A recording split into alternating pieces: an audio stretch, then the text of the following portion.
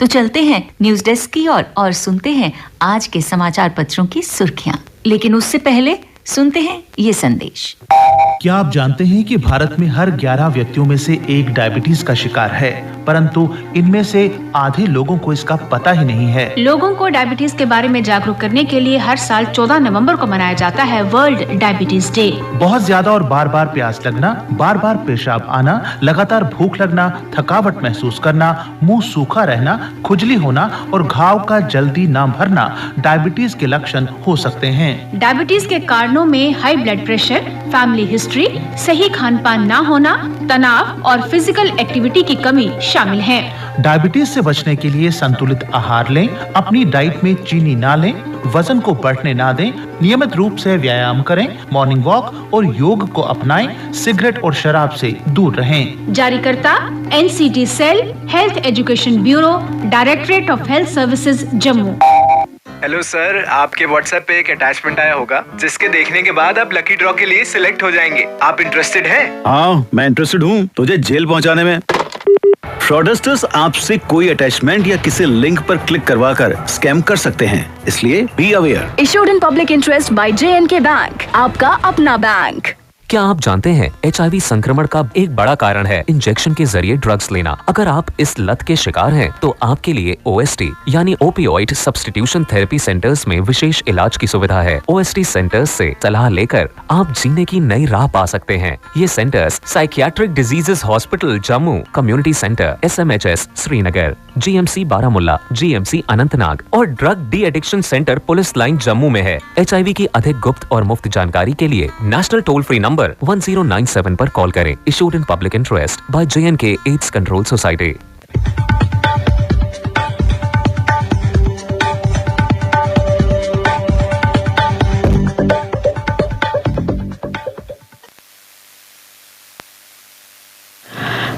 धन्यवाद बिंदिया। समाचार पत्रों की सुर्खियों के साथ मैं हूं रीना जम्वाल। कुलगाम और राजौरी में भीषण मुठभेड़, 6 आतंकी मार गिराए। 20 घंटे चली मुठभेड़ में 5 आतंकी ढेर। आतंकियों की गोलाबारी के बीच जवानों ने आतंकी ठिकाने के साथ सटे अन्य मकानों से लगभग 30 लोगों को सुरक्षित स्थानों पर पहुंचाया। कश्मीरी हिंदुओं श्रमिकों की टारगेट किलिंग व सुरक्षा बलों पर हमले में लिप्त थे आतंकी। राजौरी के बुद्दल के जंगल में छिपा था आतंकी। मार गिराने के बाद हथियार भी बरामद किए गए।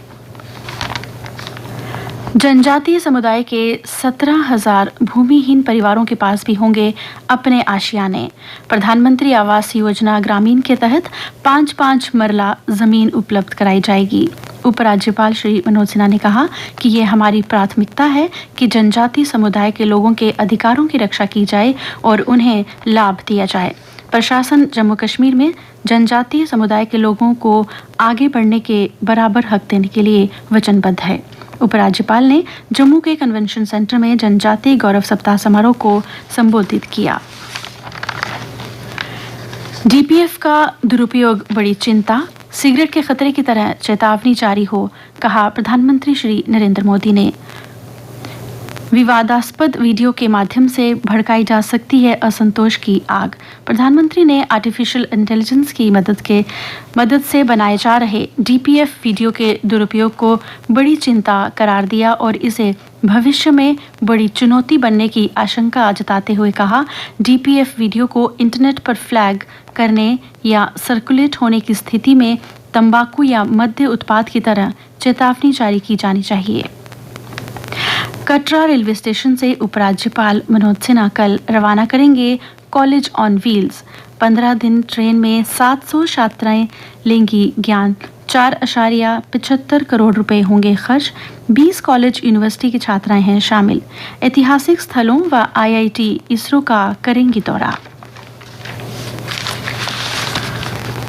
दुनिया की बेहतरी के लिए मिलकर काम करें वैश्विक दक्षिण के सभी देश, कहा प्रधानमंत्री नरेंद्र मोदी ने।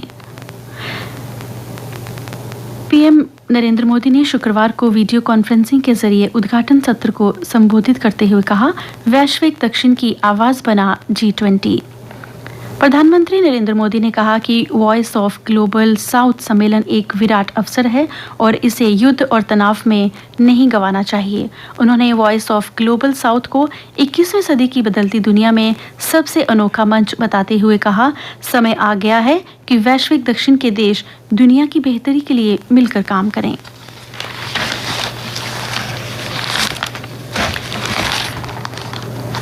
जो बाइडेन ने जलवायु परिवर्तन पर किया प्रधानमंत्री मोदी के रुख का समर्थन, कहा उद्योग मंत्री पीयूष गोयल ने। अमेरिकी राष्ट्रपति ने माना, सबसे कम प्रदूषण करने वाले भुगत रहे हैं सबसे ज्यादा नुकसान।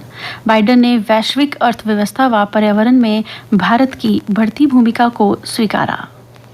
और अब अन्य समाचारों के साथ मेरी सहयोगी सुरेखा। धन्यवाद रीना। प्रदेश के 90% लोगों के हाथ में है मोबाइल फ़ोन। संचार क्रांति के मामले में देश में 10वें स्थान पर है जम्मू कश्मीर।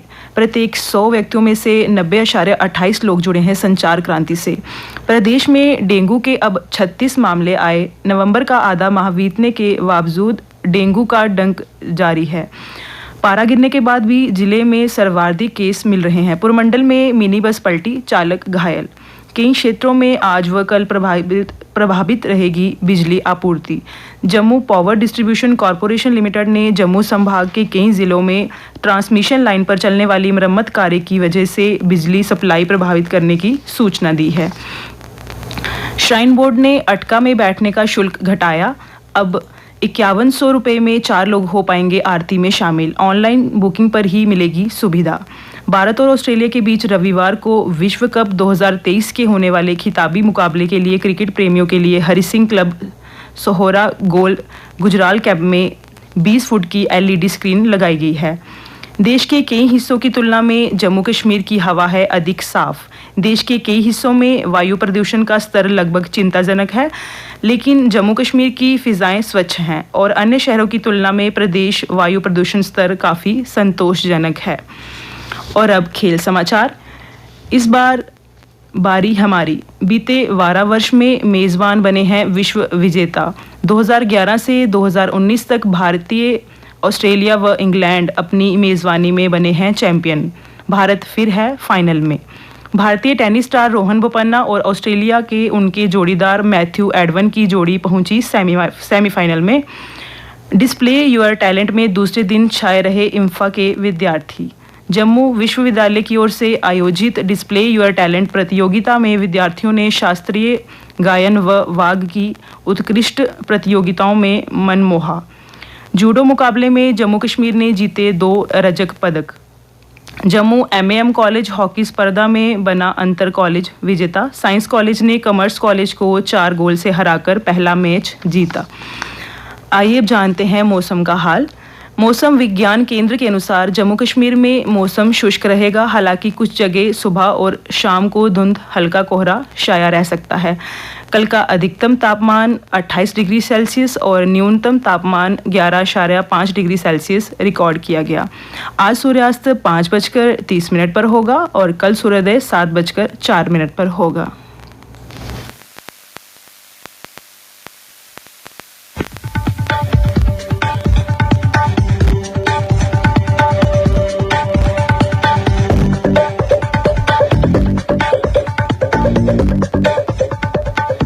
सुप्रभात के आज के इस अंक को यहीं पर समाप्त करने की आपके रेडियो सफर के साथी बिंदिया को दीजिए इजाजत, इस वादे के साथ कि आप सब रखेंगे अपना ख्याल। नमस्कार।